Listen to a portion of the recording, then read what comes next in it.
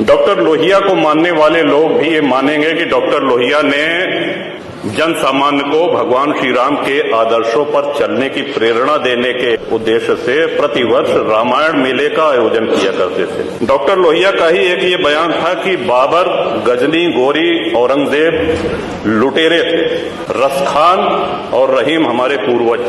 कई दिनों से हम देख रहे हैं कि माहौल बिगाड़ने का प्रयास हो रहा है। हल्द्वानी तक का उदाहरण दिया गया है साउथ में। सरकार अपनी जगह पे पूरा प्रयास करती है कि हमारे राज्य में कोई उपद्रव न हो, अशांति न हो, लेकिन कहीं न कहीं एक ये आभास हो रहा है हमको कि माहौल खराब करने का एक प्रयास हो रहा है। बात की गई श्री राम जन्मभूमि की, साक्षात भगवान श्री राम ने अवतार लिया। काशी नगरी जो भगवान शिव के त्रिशूल पे टिकी हुई है और भगवान श्री कृष्ण की जन्मभूमि, श्रीमान स्पष्ट है ये। दीवाल के ऊपर शिखर तोड़ करके गुंबद बना देने से ये गंगा जमुनी तहजीब नहीं होती, आक्रांताओं द्वारा तोड़ा गया है।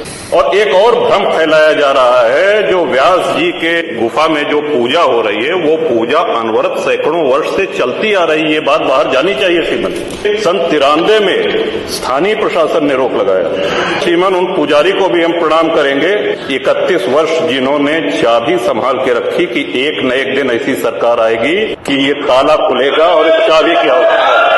अल्लामा इकबाल पहले वो व्यक्ति थे जिन्होंने कहा कि हिंदू और मुसलमान एक साथ नहीं रह सकते। पाकिस्तान के आइडियोलॉजिकल फादर, इसने कहा कि मुस्लिमों को अलग देश चाहिए। जिन्ना को रास्ता बताने वाले, जिन्ना को उकसाने वाले, और पाकिस्तान के पक्ष में भारत के मुसलमानों ने वोटिंग करी जिसमें 98% लोगों ने कहा कि हिंदू और मुस्लिम साथ साथ नहीं रह सकते। इस बात पे लेकर के बंटवारा हुआ और सारे जहां से अच्छा जो कविता सुनाई गई वो अधूरी है। 2 पंक्ति उसकी हम भी सुना दे रहे हैं कि ए आब रूद गंगा, वो दिन है याद तुझको, उतरा तेरे किनारे जब कारवां हमारा। कि गंगा के वो मैदान तुमको याद है जब हमारा कारवां उधर से आक्रांताओं का कारवां आया था। चीनो अरब हमारा, हिंदुस्तान हमारा, मुस्लिम है हम, वतन है सारा जहां हमारा। ये तरानाए मिल्ली की पंक्तियां हैं, अल्लामा इकबाल ने 1910 में लिखी थी। श्रीमान, जो भी संकट में आया उसको हमने अपनाया। कभी किसी हिंदू ने नहीं कहा कि हम मुसलमान के साथ नहीं रह सकते। अगर बाबर और औरंगजेब की अनुसरण करेंगे, उनका अनुकरण करेंगे, तब तो शांति की कोई गारंटी नहीं। और ये हम लोगों का सौभाग्य, इस पीढ़ी का सौभाग्य है कि अपने जीवन काल में भगवान श्री राम के भव्य मंदिर का